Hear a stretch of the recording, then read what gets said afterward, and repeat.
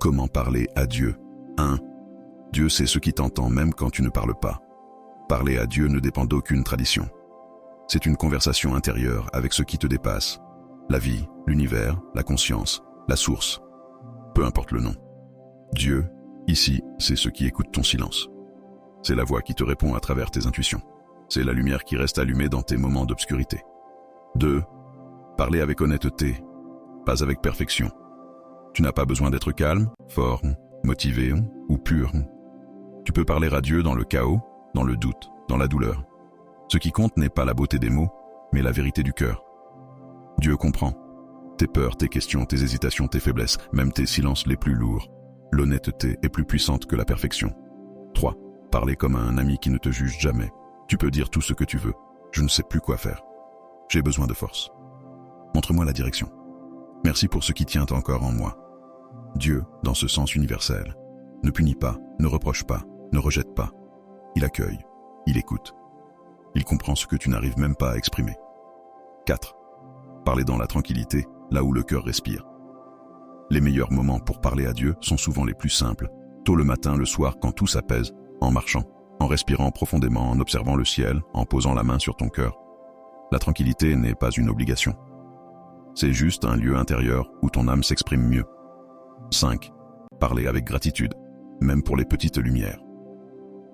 La gratitude ouvre une porte intérieure très puissante. Tu peux remercier pour un souffle, une idée, un instant de calme, une force inattendue, une aide venue au bon moment, un sourire, même léger. Chaque « merci » est un message qui va plus loin que les mots. 6. Parler pour comprendre, pas pour exiger. Dieu n'est pas une machine à solution. Parler à Dieu, c'est chercher. De la clarté, du courage, de la paix, de la sagesse, une direction, une explication, une lumière qui guide. Les réponses arrivent rarement comme des phrases. Elles apparaissent comme des compréhensions soudaines. 7. Parler, puis écouter. Après avoir parlé, fais silence. Un silence qui écoute. Les réponses se présentent comme une intuition, une idée qui tombe du ciel, un apaisement intérieur, une coïncidence trop parfaite, une parole d'une autre personne, un courage que tu ne pensais pas avoir. C'est la manière de Dieu de dire « Je t'ai entendu, continue ». 8. Parler avec ton authenticité, sans masque. Tu n'as pas besoin de te montrer fort.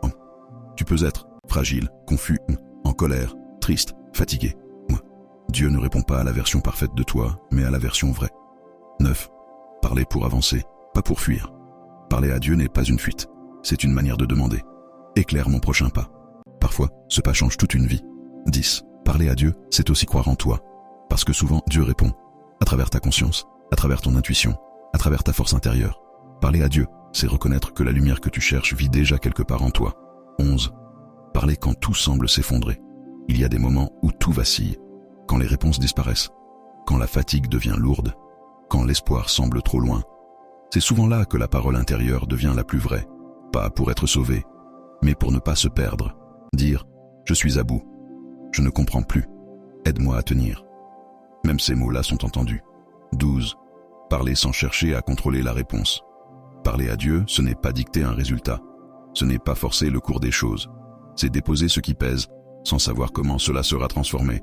Parfois, la réponse n'est pas ce que tu attends, mais elle est souvent ce dont tu as besoin. Lâcher le contrôle, c'est laisser la vie respirer à travers toi. 13. Parler avec constance, pas seulement dans l'urgence. On parle souvent quand ça fait mal, mais parler aussi quand tout va bien crée une profondeur différente. Partager. Un moment de paix, une réussite discrète, une joie simple, un progrès intérieur. La connexion se nourrit de présence, pas seulement de crise. 14. Parler avec des mots simples, vrais, vivants. Tu n'as pas besoin de discours. Quelques phrases sincères suffisent, parfois même. Un soupir, une respiration consciente, un regard vers l'intérieur. La simplicité ouvre des espaces que les grands mots ne touchent pas. 15. Parler pour déposer, pas pour accumuler. Parler à Dieu, c'est aussi vider le trop-plein. Déposer ce que tu portes seul, depuis trop longtemps. Les peurs non dites, les colères retenues, les regrets silencieux, les poids invisibles.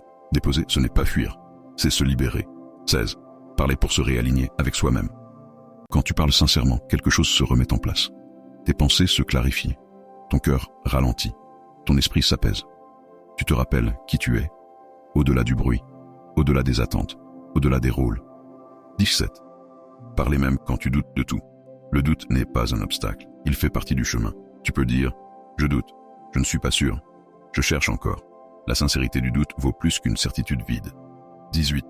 Parler comme un acte de courage intérieur. Parler à Dieu, c'est parfois affronter ce que tu évites, tes contradictions, tes peurs profondes, tes vérités inconfortables. Mais c'est aussi un acte de courage.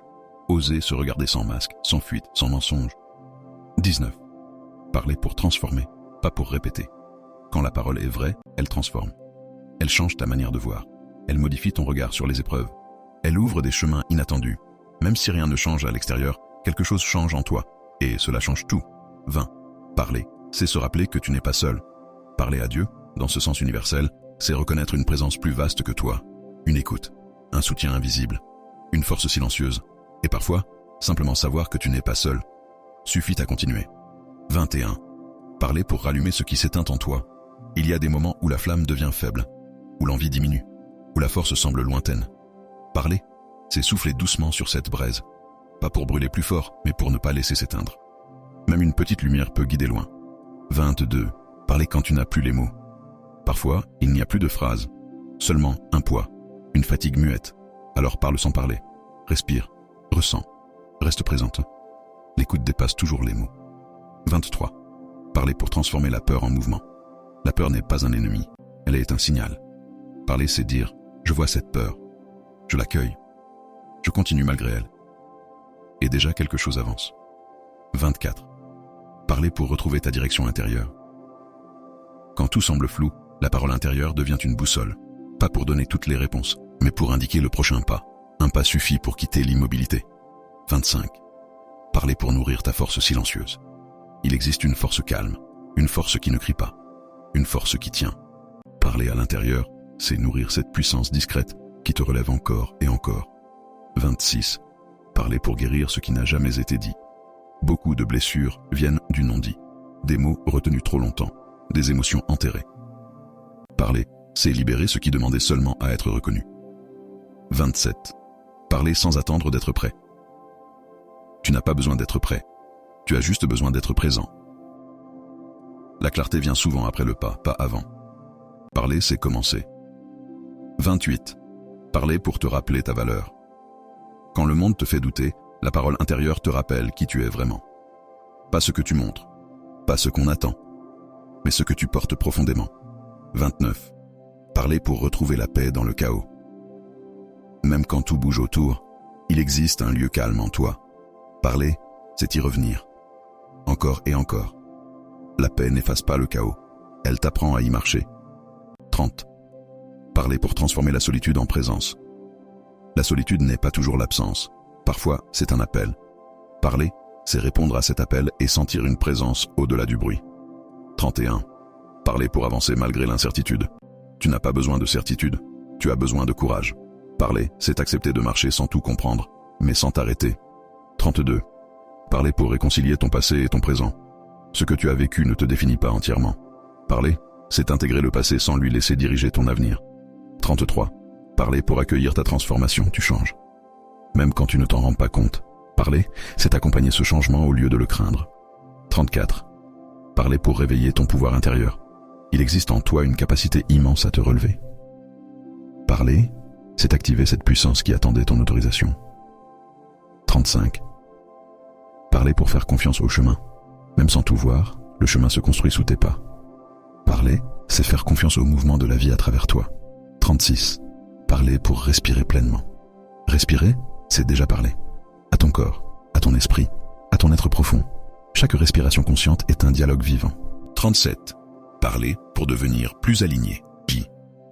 Quand tes pensées, tes émotions et tes actions se rejoignent, tu te sens entier, air. Parler, c'est créer cet alignement. 38. Parler pour rester fidèle à toi-même. Dans un monde qui pousse à se perdre, la parole intérieure te ramène à toi.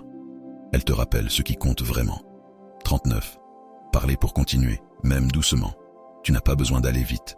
Tu as besoin de continuer. Parler, c'est choisir d'avancer, même à petits pas, sans abandonner. 40. Parler, c'est honorer la vie en toi. Parler à Dieu, dans ce sens universel et humain, c'est honorer cette vie qui circule en toi. Cette intelligence silencieuse, cette force vivante, cette lumière discrète. Parler, c'est dire intérieurement « Je suis là, je continue ». Abonne-toi et like.